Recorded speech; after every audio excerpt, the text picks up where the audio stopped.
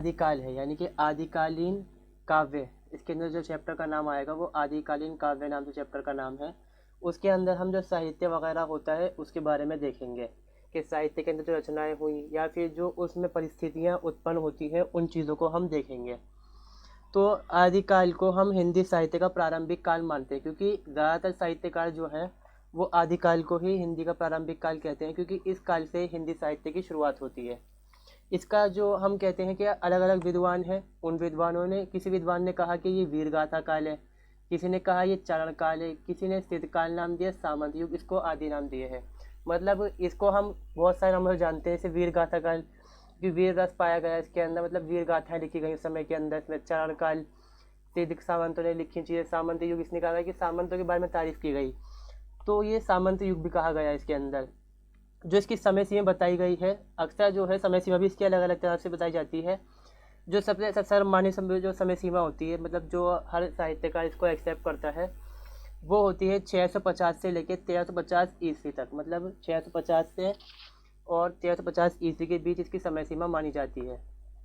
इसको हिंदी साहित्य का सबसे विवादग्रस्त काल भी कहा जाता है, क्योंकि पहला तो यही है कि इसके अलग अलग नाम हैं, वीरगाथा काल नाम है, चारण काल नाम है, सिद्ध है, सामंत युग है, तो बहुत सारे इसके नाम हैं। और फिर समय सीमा को लेकर भी इसके बारे में अक्सर यही चीज़ रहती है कि समय सीमा भी इसकी अलग अलग बताई जाती है। कोई कहता है कि 700 के बाद है, किसी किसी के हिसाब से कुछ साहित्यकार मानते हैं कि 700 ईस्वी के बाद होता है स्टार्ट इसका, कुछ तो डायरेक्ट बोल डालते हैं कि 1200 के बाद होती है, मगर जो सबसे ज़्यादा मान्य होता है वो होता है 650 से लेकर 1350 ईस्वी तक। इसके अंदर ये जो स्लाइड चला रहा हूँ, दिख रही स्लाइड क्या? क्योंकि लास्ट टाइम किसी ने बताया नहीं था, पिछली बार वो स्लाइड चली नहीं थी। एक मिनट, हाँ दिख तो रही है, ठीक है, इसको आगे देखते हैं हम। अब जैसे कि बताया मैंने अभी कि हर साहित्यकार ने इसको अलग अलग नाम दिए। जैसे जॉर्ज गेर्सन कहते हैं इसको चारण काल, मित्र बंधु जो होते हैं वो कहते हैं प्रारंभिक काल, ठीक है। और हजारी प्रसाद द्विवेदी होते हैं वो कहते हैं कि बीज वपन काल। हजारी प्रसाद द्विवेदी जो है वो कहते हैं कि ये बीज वपन काल है। आचार्य रामचंद्र शुक्ल ने क्या कहा इसको? वीर गाथा काल, ये कि जो वीर रस के बारे में बात करते हैं। साहित्यकार जो राहुल साहित्ययन कहते हैं इसको सिद्ध सामंत काल, और राजकुमार वर्मा संधि काल या फिर चारण काल इसको नाम देते हैं। और अगला जो है वो है हजारी प्रसाद द्विवेदी, जिन्होंने आदिकाल कहा है, और यही आज के टाइम में सबसे ज़्यादा सर्वमान्य होता है। इनका दिया हुआ जो काल निर्धारण है उसी को सब लोग मानते हैं आज के टाइम में। इस समय के अंदर क्या होता है कि बहुत सारे कवि होते हैं, कुछ अपभ्रंश के होते हैं, कुछ संस्कृत के कवि होते हैं। जो सभी के जो संस्कृत कवि जो होते हैं वो क्या करते हैं, बहुत सारी जो कविताएं हैं या फिर जो अपना साहित्य लिखते हैं उसको वो मतलब एक तरह से अलंकृत करते हैं, सजा सजा के लिखते हैं उसको, मतलब जितना उसको अच्छा बताया जा सकता है, बनाया जा सकता है, उस तरह से वो उसको लिखने की कोशिश करते हैं। तो उसको हम कहते हैं कि उन्होंने जो काव्यता जो इस्तेमाल करी, जो उन्होंने काव्य शैली इस्तेमाल करी, वो अलंकृत काव्य शैली इस्तेमाल करते हैं। और इसके अलावा जो अपभ्रंश के कवि होते हैं वो क्या दिखाते हैं, क्योंकि अपभ्रंश हम देखते हैं उस समय के अंदर जनमानस की भाषा होती है, आम लोग जो होते हैं उनकी भाषा होती है, तो वो अत्यंत संक्षिप्त शब्दों में अपने मार्मिक भाव का वर्णन कर डालते हैं उसके अंदर। मतलब जो उनकी भावनाएं होती हैं, जो बताना चाहते हैं वो चीज़ों को अपनी, उनका वो वर्णन कर डालते हैं उसके अंदर, किसमें? अपभ्रंश काव्य के अंदर। आदिकाल में साहित्य की श्रृंगार, भक्ति, वीर तथा ऐतिहासिक, लौकिक, धार्मिक एवं सामाजिक आदि कई प्रवृत्तियां एक साथ मिलती हैं। मतलब इसमें हम अगर इसे हम कहते हैं कि वीर गाथा काल है या फिर सामंत युग है, वो कहना भी सही नहीं है एक तरह से, क्योंकि इसके अंदर हमें बहुत सारी क्या है प्रवृत्तियां मिलती हैं। मतलब एक अवेयरनेस या जो हम कहेंगे चेंजेस, जो चीज़ें जैसे बेसिंग बनाया जा रहा है उसके ऊपर, तो श्रृंगार की बेस बनाया गया, मतलब श्रृंगारिक चीज़ों की, भक्ति के इस बारे में लिखा गया, वीर गाथाएं लिखी गई, ऐतिहासिक चीज़ें लिखी गई, तो उस सब के ऊपर बहुत सारी प्रवृत्तियां इसके अंदर पाई जाती हैं उस समय के अंदर। जो ये चारण का मतलब होता है, चारण का मतलब क्या होता है? दरबारी कवियों द्वारा लिखी गई प्रशस्ति अपने आश्रय दाताओं के लिए। जो चारण का मतलब बताया ना कि चारण काल नाम दिया गया है इसको, तो जो अपने आश्रयदाता जो होते हैं उनके बारे में जो तारीफ करते हैं, जैसे उनकी प्रशंसा की जाती है उससे प्रशस्ति कहते हैं। और उस प्रशस्ति के अंदर वो अपने जो आश्रयदाता होते हैं उनकी तारीफ वगैरह करते हैं, इसलिए उसको चारण कहा जाता है। आचार्य रामचंद्र शुक्ल क्या कहते हैं इसके बारे में? वो कहते हैं कि ये वीर गाथा काल है, क्योंकि वो उसका नाम देते हैं, क्योंकि उनके अनुसार क्या होता है इस समय, ये कार्य नहीं है, ये काल है। इस काल में वीर गाथात्मक रचनाओं की प्रधानता रहती है। मतलब क्या है कि जो वीर गाथाएं हैं, ज़्यादा से ज़्यादा जो प्रशस्तियाँ लिखी जाती हैं, तारीफ़ें जो राजाओं के बारे में अपने करते हैं, वो इस समय सीमा के अंदर की जाती है। तो इसको वो क्या कहते हैं कि वीर गाथा काल, वो वैसे इसका नाम देते हैं। मगर बाद में क्या होता है कि आध्यात्मिक, धार्मिक तथा अन्य विषय से संबंधित जो चीज़ें होती हैं, ग्रंथ वगैरह होते हैं, वो मिलने लग जाते हैं हमें आदिकाल के अंदर। बाद में हम साहित्यकार खोजबीन करते हैं इसकी, तो फिर बाद में ये होता है कि भाई वीर गाथा काल नाम देना सही नहीं है, कि आदिकाल जो है वही सबसे बेहतर है और वही काल इसका नाम हमें देना चाहिए।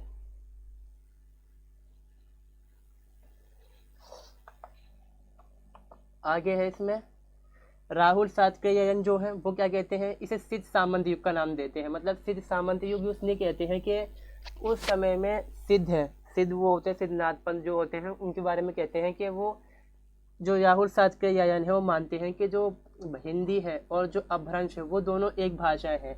क्योंकि ज़्यादातर जो साहित्यकार वो होते हैं कुछ मानते हैं इस चीज़ को कि अपभ्रंश से ही हिंदी निकल के आती है, और यही बात सच भी है। मगर अगर हम इस तरह से मान लें कि हिंदी और अपभ्रंश दोनों एक हैं, तो ये चीज़ मानना भी काफ़ी हद तक होता है, क्योंकि हिंदी के अलावा ही बहुत सारी भाषाएं होती हैं जो अपभ्रंश से निकली हैं।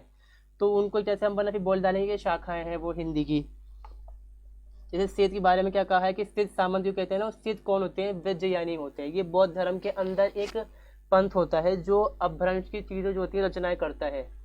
ये मतलब बाद में जो पंथ होते हैं समूह बढ़ जाते हैं, फिर जिसको कहते हैं हिंदी उर्दू में, तो वो चीज़ है ये बारे में कहा जा रहा है कि ये इन्होंने क्या करा कि अपभ्रंश की रचनाएं करते हैं, और जो बौद्ध धर्म के अंदर जो चीज़ शामिल नहीं होती उस समय में, वो उन मंत्रों को या फिर जाप हैं, चीज़ें हैं, जो मंत्र वगैरह होते हैं, वो उसको शामिल कर लेते हैं अपने साहित्य के अंदर।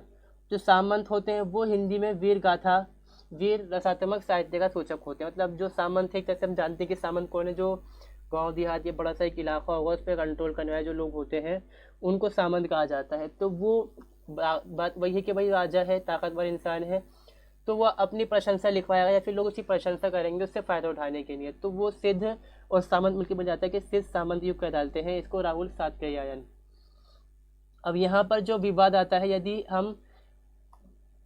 हम अपभ्रंश और हिंदी को एक मान लें, मतलब अगर हम अपभ्रंश को और हिंदी को एक मान लेते हैं, तो इससे जो विवाद आता है, अपभ्रंश से बहुत सारी भाषाएं निकल के आती हैं, तो उसको क्या कह डालेंगे हम फिर हम मतलब बन जाएगी बात कि हिंदी और जो अपभ्रंश की जो दूसरी भाषाएं हैं, तो वो हिंदी की शाखाएं बन जाएंगी बाद में, अगर हम ऐसा करते हैं तो इसमें ये बात आता है। अब इसकी हम देखते हैं परिस्थितियाँ क्या रहीं, कि ऐसी कौन कौन सी परिस्थितियाँ हुई जिन्होंने हिंदी साहित्य में आदिकाल में प्रभाव डाला या उसके जैसे साहित्य पर असर पड़ता है।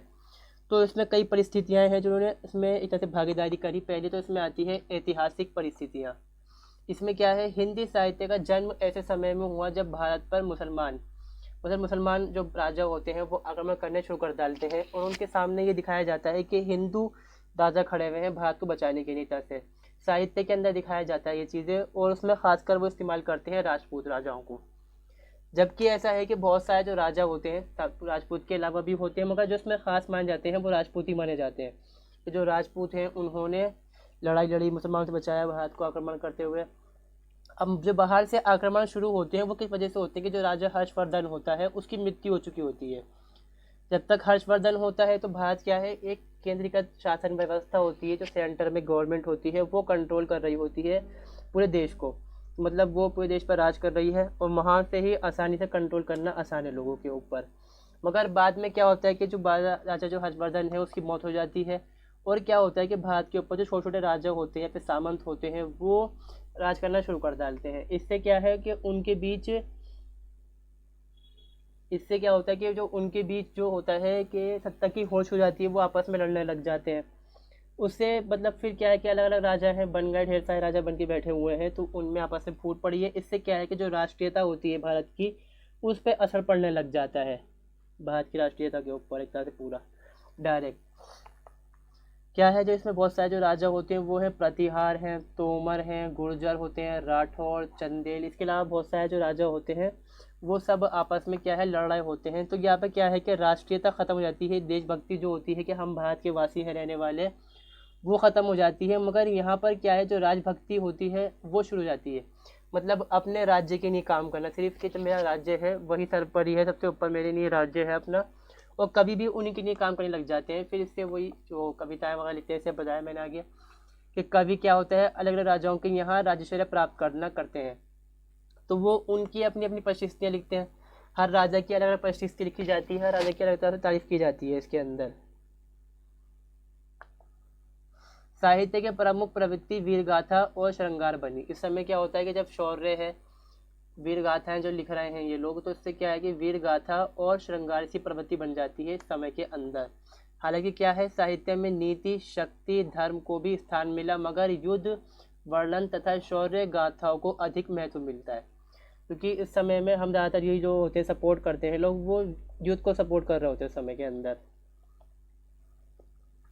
डॉक्टर राजनाथ शर्मा के अनुसार हिंदी साहित्य के आरंभिक काल के रासो ग्रंथ प्रधानता मध्य प्रदेश के समकालीन राज्यों के राजकवियों द्वारा रचे गए थे। मतलब भारत के जो मध्य प्रदेश है या फिर मध्य भारत का इलाका होता है, वहाँ के जो कवि होते हैं वो ही ज़्यादातर जो काव्य धाराएँ होती हैं उनके बारे में रचनाएं करते हैं, तो वहीं पर ये चीज़ें मिलती भी हैं ज़्यादातर। एक विशेष बात यहाँ पर ये निकल के आती है कि मुसलमानों के यहाँ जो मुसलमान शासक के भारत में मुसलमान आ चुके होते हैं उस समय तक, जब हम 1213 के टाइम में देखेंगे मुसलमान वहाँ पर भारत में आ चुके हैं यहाँ पर कंट्रोल करने, तो उनके यहाँ जो कवि होते हैं वो हिंदू होते हैं, और जो हिंदू शासक होते हैं जो उनके यहाँ कवि होते हैं मुसलमान होते हैं, विद्वान मुसलमान होते हैं वहाँ पर, और फिर भी प्रशस्तियाँ लिख रहे हैं, तारीफ़ें कर रहे हैं अपने राजाओं के बारे में, हर कोई अपने जो राजा है तारीफ कर रहा है उसकी अलग अलग अपने हिसाब से। इन साहित्यों में विजय शासकों को बहादुर, अब ये साथ जो हैं जो उन्होंने प्रशस्तियाँ लिखी हैं, मान लेते हैं जैसे अपने जो राजा जीत गया है उसमें क्या दिखाएंगे कि भाई हमारा राजा ताकतवर है, उसको हमने दूसरे राजा को हमने हरा डाला, और यहाँ से जो हमारा राजा है वो बहुत ताकतवर निकल के आता है। मगर जो हारने वाला पक्ष होता है, जो ये पक्ष नहीं है, ये पक्ष है जो हार गया पक्ष, वो क्या दिखाता है, उन्हें क्रूर दिखाता है। मतलब दिखाया कि भाई वो हिंदुस्तान के अंदर भारत पर मुसलमानों ने आक्रमण करा, तो ये क्या दिखा डालेंगे, क्रूर राजा है मुसलमान बहुत सारे, और जो हमारा राजा है, जो हिंदू राजा है भारत के अंदर जो राज कर रहा है वो दयावान जो हार गया, उसने अहिंसा दिखाई, इसने अत्याचार नहीं करा या फिर निर्दयी बन के रहा वो, तो वो प्रशस्ति में दिखा डालते हैं कि भाई तारीफ कर डालते हैं अपने राजा की, वो एक तरह से पूरी तरह से अपने राजा की। अब जो धार्मिक परिस्थितियां रहीं उनको देख लेते हैं हम यहाँ पर। धर्म की दृष्टि से देखते हैं तो ये जो इस समय जो होता है कि एक तरह से माहौल होता है अराजकता का, क्योंकि बहुत सारे धर्म उस समय होते हैं और धर्मों के अंदर जो पंथ होते हैं वो बहुत ज़्यादा बन चुके होते हैं उस समय के अंदर। वजह क्या होती है, हज के समय में क्या होता है कि जो हर्ष है बौद्ध धर्म को देता है संरक्षण, नहीं भी देता, कहीं पर आता है कि नहीं दिया, कहीं पर कहते हैं कि दिया था, मगर बात ये निकल के आती है जो धर्म था वो जो है सपोर्ट करता है बौद्ध धर्म को, मगर फिर भी क्या होता है कि जो दूसरे धर्म होते हैं जैसे हिंदू धर्म होता है, ब्राह्मण धर्म होता है, समय जैन धर्म होता है, सबको मतलब मान्यता देता है, सपोर्ट नहीं करता मगर देता है कि हाँ आपस में मिलजुल के रहते हैं, धर्म और समन्वय बना रहता है। मगर उस टाइम तक मतलब हमने देखा कि पीछे देखेंगे अगर, तो उसमें क्या होता है, धर्म के अंदर कर्मकांड की प्रधानता हो जाती है। अब जब धर्म की प्रधानता हो, धर्म के अंदर वो जो साहित्य के अंदर धर्म के अंदर पहले कर्मकांड शामिल हुए, तो उन कर्म कांडों के अनुसार ही फिर साहित्य की रचना होगी। तो ये धार्मिक परिस्थितियाँ क्या है, असर डाल रही हैं कि धर्म के अंदर साहित्य शामिल किया जा रहा है, हिंदी का इस्तेमाल करते हुए साहित्य को लिखा जा रहा है, धर्म के अंदर किताबें लिखी जा रही हैं। तो ये आदिकाल में प्रभाव डाल रहा है धर्म किसके ऊपर, हिंदी साहित्य के ऊपर। बौद्ध धर्म में क्या है कि हीनयान बन चुका होता है, पहले ही महायान भी होता है, अब ये व्रजयान, मंत्रयान, सहजयान जो है ये पंथ बाद में आने लग जाते हैं। व्रजयान किताबें निकाल के छोटी छोटी किताब, मतलब जो दूसरी कहानियाँ होती है धर्म की वो डालते हैं। ये मंत्रयान वो होते हैं, मंत्र के बारे में लिखते हैं, मतलब किताबें लिखनी शुरू कर दी उन्होंने हिंदी साहित्य के अंदर, या फिर कविताएं लिख रहे हैं उसके अंदर, ये चीज़ें करने लग जाते हैं यहाँ पर लोग।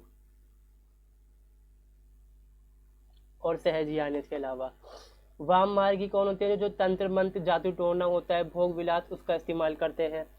अब जो नाथ सिद्ध होते हैं, धर्म जो नियम को मानने वाले होते हैं और हठ योग साधना को इस्तेमाल करते हैं, तो वो उसी की जो विचारधारा को मान रहे होते हैं ना, वो उसी विचारधारा के अनुसार क्या करते हैं, वो किताबें लिखते हैं, अपनी साहित्य करते हैं, रचना करते हैं, जो कहानियाँ होती हैं, कविताएं होती हैं, वो उसके अनुसार ही लिखते हैं। इसी बारे में कहते हैं डॉक्टर लक्ष्मी सागर जो है, इस काल में हिंदी प्रदेश और उनकी सीमाओं के आसपास जैन धर्म, बौद्ध धर्म के व्रजयानी रूप, तांत्रिक मत, उमा महेश्वर योग साधना, वामाचार, सिद्ध तथा नाथपंथ, शैव मत, वैष्णव मत, शाक्त मत आदि विभिन्न मत प्रचलित थे। मतलब उस समय के अंदर भी अगर हम देखें कि बहुत सारे ऐसे मत होते हैं जो प्रचलित होते हैं, बहुत सारे धर्मों को बहुत सारे पंथ होते हैं जो लोग मान रहे होते हैं अलग अलग अनुसार से, उसी के हिसाब से साहित्य की रचना हो रही होती है। तो ये प्रभाव डाल रहा है किसके ऊपर, हमारे हिंदी साहित्य के ऊपर। जैन है, जैव है, शैव वैष्णव होते हैं, शैव होते हैं, शाक्त हैं, आदि संप्रदाय की प्रतिद्वंद्विता राष्ट्रीय जो हित होता है हमारा उसको नुकसान पहुंचा रही होती है यहाँ पर, और पहुंचा रही होती है। भीतरी विद्वेष से क्या है कि जो देश में हिंदी का जो इतिहास है हमारा उसमें टकराने वाला संकल्प नहीं रहा। मतलब प्रॉब्लम होती है कि जैसे जैन में बौद्ध धर्म होते हैं बहुत सारे, तो वो उसमें प्रॉब्लम यहाँ पर यह आती है कि बहुत सारे धर्म होते हैं आपस के अंदर ये लोग लड़ रहे होते हैं, तो इससे क्या है जो हमारी राष्ट्रीयता है उसको नुकसान पहुँचता है। तो जो कवि होंगे सीधी बात है वो इनके बारे में बुराई भी करेंगे, बौद्ध धर्म के बारे में, जो दूसरे धर्म जो भी धर्म है सारे उस समय के अंदर सबकी बुराई करेंगे वो, जो भी कि भाई हमारा जो राष्ट्रीयता है उसको नुकसान पहुंचा रहे हैं, धर्म सही नहीं है। मगर जब दो धर्म जो आपस में लड़ रहे हैं तो वो एक दूसरे की बुराई करेंगे यहाँ पर कि ये धर्म सही नहीं है, ये धर्म सही नहीं है। तो यहाँ पर वही चीज़ सामने आ जाती है कि सही नहीं आता कि आपस में फिर टकराव होता है। इससे क्या है जो हिंदी साहित्य है उस पर असर पड़ने लग जाता है। दुर्भाग्यवश ये धर्म मनुष्य की सामाजिक राजनीतिक मुक्ति के साधन बनने के स्थान पर क्या होता है, विच्छेद भाव उत्पन्न कर, मतलब आपस में लोगों को बांटने लग जाते हैं। यहाँ पर लोगों को जोड़ते नहीं हैं, उल्टा उनको बांटने लग जाते हैं। अब जैन धर्म के अंदर वही चीज़ होती है सेम, जैसे बौद्ध धर्म के अंदर होता है कि तांत्रिक पत्ती का इस्तेमाल करने लग जाते हैं ये लोग।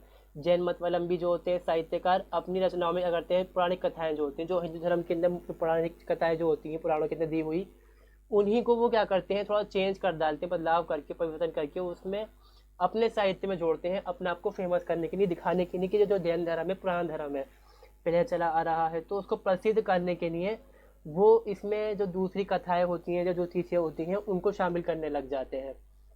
अब यहाँ पर क्या होता है, प्रॉब्लम क्या है कि राजा जो है वो धर्म को मानने वाले होते हैं, इनके बहुत सारे धर्म होते हैं, जो राजा होते हैं हर राजा का धर्म अपना अपना होता है, वो उसी को सपोर्ट करता है। जिस धर्म को सपोर्ट करेगा उसी धर्म के अंदर जो साहित्य है उसकी रचना की जाएगी, या फिर उसी धर्म के बेस के ऊपर, उसी धर्म के अनुसार साहित्य की रचना की जाएगी। बौद्ध धर्म व जैन धर्म की लोकप्रियता में कमी आती है क्योंकि इस समय क्या होता है कि ये पद्धति इस्तेमाल कर रहे होते हैं अहिंसा की पद्धति के अंदर, क्योंकि उस समय क्या है कि युद्ध का समय है, भारत के ऊपर आक्रमण हो रहे हैं, राज्य जो है आपस में लड़ रहे हैं, राजा लड़ रहे हैं। मगर वैदिक धर्म में क्या होता है, समर्थन होता है युद्ध का। वो कहते हैं कि भाई जब बुराई आती है तो भगवान या फिर कोई ईश्वर वगैरह आते हैं, रूप लेते हैं, और जो बुराई होती है मिटा डालते हैं उस चीज़ को। तो वो चीज़ क्या होती है, जो वैदिक धर्म होता है उसको क्या होता है उस समय समर्थन मिलने लग जाता है और उसकी लोकप्रियता बढ़ने लग जाती है। अब यहाँ पर बहुत सारे धर्म जो होते हैं या फिर शासक जो होते हैं उनके धर्म अलग अलग होते हैं। सैन शासक है और मालवा के जो राजा होते हैं उनका होता है जो वो मानते हैं, ब्राह्मण धर्म को मानते हैं, उसके अंदर जो ग्रुप होता है वैदिक मतवलंबी जो होते हैं उनको समर्थन वो करते हैं। पाल शासक जो होते हैं वो बौद्ध धर्म को मानते हैं। कलचुई शासक जो होते हैं शैव धर्म को मानने वाले होते हैं। गाहड़वार जो होते हैं सामर्थ होते हैं। और दक्षिण में क्या होता है, शैव धर्म जो होता है वो ताकत आने जाती है, मतलब वो उभरने शुरू हो जाता है। और फिर साथ में क्या होता है कि इस्लाम जो होता है, जो तुर्क राजा होते हैं, अफगान राजा होते हैं, उनके माध्यम से भारत में आना शुरू कर चुका होता है। यहाँ पर ये होती हैं धार्मिक परिस्थितियाँ कंप्लीट। अब आती हैं कि जो सांस्कृतिक परिस्थितियाँ हैं वो असर डाल रही है साहित्य के ऊपर। वो क्या असर डाला उन्होंने, क्या होता है कि आदिकाल में तरफ क्या है, हर्ष तो मर चुका होता है। इस वजह से क्या होता है कि जो सांस्कृतिक स्थापत्य शैली है, जो हर राजा है उसकी अपनी अपनी शैली होती है, वो उसके अनुसार अपनी चीज़ें बनवाता है। मतलब एक तरह जो राष्ट्रीय शैली है वो ख़त्म हो गई, हमारी स्थापत्य कला जो होती है वो ख़त्म हो गई, मूर्ति कला ख़त्म है, संगीत ख़त्म हो गया। तो वो चीज़ें असर डालती हैं हिंदी में, हिंदी साहित्य के ऊपर। तो इससे क्या होता है कि वो चीज़ तो ख़त्म हो रही होती है यहाँ पर, मगर दूसरी तरफ जो मुसलमान आ रहे हैं कंट्रोल करने, मतलब जो राज करने लगे मुसलमान हिंदुस्तान के भारत पर आकर, तो वो असर डाल रहे हैं हमारे साहित्य के ऊपर भी। धार्मिक जो हमारी स्थापत्य शैली है या मूर्ति कला है, हर चीज़ पे वो असर डालते हैं अपना। अब संगीत है वो कहीं पर लिखा जाता है, जो संगीत की कहानियाँ गीत वगैरह होते हैं लिखे जाते हैं, कविताएं लिखी जाती हैं, तो वो क्या है हमारे तरफ से जो साहित्य हिंदी साहित्य होता है उस पर प्रभाव डालना शुरू कर डालते हैं वो। इसका जो हम देखते हैं कि भूमरेश्वर है, खजुराहो ये मंदिर है, सोमनाथ के अंदर मंदिर है, इसके जो उदाहरण होते हैं सांस्कृतिक शैली के, मतलब प्रभाव खत्म भी हो रहा है, दूसरी तरफ प्रभाव पड़ भी रहा है भारत से जो आने वाले लोग हैं उनका। इसके बारे में क्या कहते हैं, जो डॉक्टर नरेंद्र हैं उनका कथन होता है कि भारत में मुस्लिम संस्कृति के समय यहाँ की विभिन्न जातियों, मतों, आचार विचारों में दीर्घ काल में चली आती हुई समन्वय की एक व्यापक प्रक्रिया पूर्ण रूप से पूर्णता को पहुँच चुकी होती है। मतलब कि जो आपस में जो संस्कृतियाँ मिल रही होती हैं, जो भेदभाव होता है, सब चीज़ें जो भी होती हैं वो चरम सीमा पर पहुंच चुकी होती है यहाँ पर, तो वो साहित्य पर असर डाल रही है हिंदी के ऊपर। तो ये खत्म हुआ यहाँ पर। अगला है इसमें सामाजिक और आर्थिक परिस्थितियाँ। समाज में क्या है कि बहुत सारे वर्ग बढ़ चुके होते हैं, तो ये वर्ग साहित्य के माध्यम से बुराई कर रहा है, कविताएं लिखते हैं दूसरे के बारे में बुराई करके, या फिर तारीफ भी कर डालते हैं। अपने जो बारे में तारीफ करेगा और जो दूसरा धर्म होगा उसके बारे में बुराई करेगा, सीधी बात है ये। और फिर यहाँ पर दूसरी चीज़ देखने में मिलती है कि जो जीवन होता है आडंबर युक्त, मतलब जो जादू टोना या फिर मंत्र वगैरह का इस्तेमाल लोग करना शुरू कर चुके होते हैं उस समय के अंदर। तो ये साहित्य पर असर डाल रहा है हमारे हिंदी साहित्य के ऊपर। ये ऐसी परिस्थितियाँ हैं या फिर हम कहेंगे प्रवृत्तियाँ हैं जो हिंदी साहित्य के ऊपर असर डालती हैं। जाति प्रथा होती है, वर्ण व्यवस्था जो होती है, प्रचलन बढ़ चुका होता है इसके अंदर। ईश्वर को लेकर भी मतभिन्नता होती है, मतलब बहुत सारे ईश्वर होते हैं, कोई मानता है शिव को, कोई मानता है वैष्णव को, अलग अलग रूप मानते हैं बहुत सारे इसके अलावा।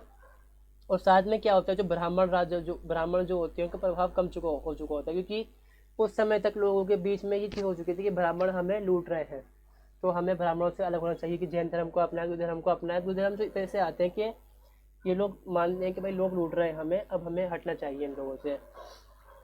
अब जो राजा हैं कि जो राजा में क्षत्रिय होते हैं, और जो राज्य जो अजीब जो क्षत्रिय होते हैं, जो राजपूत होते हैं, उनकी तारीफ है, उनको जो दिखाया जा रहा है कि भाई भारत मुसलमानों का आक्रमण कर रहे हैं, जो राजपूत हैं बचा रहे हैं, तो उनकी शौर्य गाथाएं लिखी जाती हैं। तो इससे प्रभाव पड़ा शुरू जाता है हिंदी साहित्य के ऊपर। ये सारे बात कर रहे हैं हम प्रभाव के बारे में, क्या प्रभाव पड़ रहा है हमारे हिंदी साहित्य पर। सामाजिक रीति रिवाज और विधि विधानों का कट्टर प्रचलन समाज को तोड़ रहा था, इससे इफेक्ट पड़ा है हमारे हिंदी साहित्य के ऊपर, भी इसमें बढ़ रहा है, अलग अलग ग्रुप बढ़ जाते हैं। प्राकृत और अभ्रंश भाषाओं के साहित्य पर दृष्टि डालने पर भी उत्कृष्ट साहित्य की पर दृष्टि पड़ती, मतलब उस समय बहुत ही उत्कृष्ट जो साहित्य है लिखा गया था अभ्रंश में, हिंदी में या प्राकृत के अंदर। स्वयंभू पुष्पदत्त धनपाल जैसे कवि क्या होते हैं कि उत्कृष्ट ग्रंथ लिखते हैं, कविताएं लिखते हैं या फिर साहित्य की रचना करते हैं, ये उत्कृष्ट। इनकी रचनाओं में प्राकृत अभ्रंश तथा पुरानी हिंदी का मिश्रित रूप मिलता है, जिसमें बहुत सारी ऐसी तब क्या है कि इन्होंने इस्तेमाल करा कि अभ्रंश लिखा, हिंदी का भी इस्तेमाल कर रहे हैं, मतलब 3 लैंग्वेज इस्तेमाल कर रहे हैं, प्राकृत, अभ्रंश और हिंदी मिला जुला के ये उसमें हिंदी पे लिख रही है। दूसरी और क्या है, सरहपा, लुईपा और कड़हपा तथा गोरखनाथ जैसे सिद्धनाथ जो होते हैं, कवि जो होते हैं, वो जो हिंदी भाषा होती है लोक भाषा की तरह उसका इस्तेमाल करने लग जाते हैं यहाँ पर। मतलब अब जो हिंदी का इस्तेमाल बढ़ रहा है, प्रयोग बढ़ने लग गया यहाँ पर। जैसे राजशेखर जो है, उनकी कपूर मंजरी, ये कविताएं किसकी हैं, ये अभ्रंश भाषा में लिखी गई हैं जो कविताएं हैं या फिर ये जो कहानियां हैं। और अमरुक शतक, आर्य सतपति, यानी कि अमरुक की अमृत पदक होती है और हाल की आर्य सतपति। इसमें क्या है, वास्तव में इस काल में 3 भाषाएं प्रमुख हो चुकी होती हैं। पहली भाषा होती है इसमें संस्कृत को, क्योंकि जब उस समय क्या होता है कि राजे जो होते हैं दोबारा से एक तरह से इस्तेमाल करते हैं जो राजभाषा होती है उसकी तरह से, मतलब तो फिर दिखती है कि जो राजभाषा की तरफ दिखा रही है एक तरह से। ये प्राकृत है, अभ्रंश है, वो धर्म की भाषा हो जाती है, क्योंकि धर्म ग्रंथों के अंदर जो हम लोग की भाषा होती है उसका इस्तेमाल करना शुरू हो चुका होता है, ख़त्म भी हो रहा है यहाँ पर, शुरुआत भी चल रही, मतलब उस समय इस्तेमाल होता है। और जो हिंदी होती है, क्योंकि हिंदी भाषा प्रमुख बन चुकी होती है, जो जनता की मानसिक स्थिति जो होती है, जो उनकी भावनाएं होती हैं, उसको प्रकट करने के लिए हिंदी भाषा का इस्तेमाल किया जाने लग जाता है यहाँ पर। संस्कृत में कौन है, आचार्य कवि होते हैं जिनकी रचनाएं अनुकरणीय है आज के समय भी। अभ्रंश की प्रमुख जो रचनाएं हैं उनमें है रासक, पौ चरिता चरुआ और परमात्मा प्रकाश जैसी रचनाएं मिलती हैं हमें देखने में इस बारे में। अब यहाँ पर हमें एक चीज़ और ध्यान रखनी पड़ेगी कि यहाँ पर तथ्य और उल्लेखनीय है कि प्राकृत भाषा अभ्रंश से ही, आज जो प्राकृत भाषा जो होती है या फिर अभ्रंश भाषा जो होती है, उससे ही जो भारत की नई भाषा है जो आजकल इस्तेमाल कर रहे हैं हम, हिंदी वगैरह जो है, वो उन्हीं से निकल कर आती हैं सारी की सारी, ठीक है। तो वो अभ्रंश को जो पुराना प्रवर्तित रूप होता है, अभ्रंश को पहले हम कहते थे अभढ़िया पुरानी हिंदी, उसमें से निकल कर आती हैं, तो उसको वजह से हिंदी मान सकते हैं हम। दूसरी तरफ क्या होता है कि जो आज से ज़्यादा राजा होते हैं कि शौर्य जो गाथा होती है उनकी प्रवृत्ति रहती है उस समय, क्योंकि जो राजा जो होते हैं चाहते हैं अपनी तारीफ करवाना, जो प्रशंसा करवाना चाहते हैं राजा, उस चीज़ का प्रचलन बढ़ चुका होता है उसमें। विजयपाल रासो, हमीर रासो, पृथ्वीराज रासो, सुखमान रासो, बिसल देव रासो आदि रचनाएं जो होती हैं इसका प्रमाण मिलता है। मतलब जो राजाओं ने लिखवाई ये राजाओं के नाम के ऊपर भी हैं, और जो कवि हैं उन्होंने लिखा है उनके नाम के ऊपर भी होती हैं जो रासो है, मतलब एक तरह से शौर्य गाथा बोलेंगे इसको हम। युग में क्या होता है, इस युग के अंदर वीर गाथा, भक्ति, श्रृंगार के साथ धार्मिक, लौकिक और नीतिपरक साहित्य भी लिखा जाता रहा है। इस साहित्य सृजन का माध्यम बनने वाली भाषाओं में वैदिक, संस्कृत, पाली, प्राकृत, अभ्र तथा हिंदी भाषाएं अपना योगदान देती रही हैं। तो हमें यहाँ पे देखने को मिल गया कि बहुत सारी भाषाएं भी इस्तेमाल करी हैं और कई सारी जो प्रवृत्तियाँ हैं उनको भी इसमें इस्तेमाल किया गया है समय में। आदिकाल में नरपति नाला, जगनीक, अमीर खुसरो, चंद्र बरदाई जैसे साहित्यकार होते हैं और विधि, काव्य रूप और शैलियों में वीर गाथाओं को प्रस्तुत करते हुए युद्धों के सजीव वर्णन, श्रृंगार रचनाएं, प्रशस्तियाँ, शौर्य गाथाएं के अतिशय चित्र इस काल की प्रमुखता को से हुए, मतलब प्रमुखता दिखाई देती है हमें इन चीज़ों के बारे में। तो आई होप आपको ये क्लास बढ़िया लगी होगी।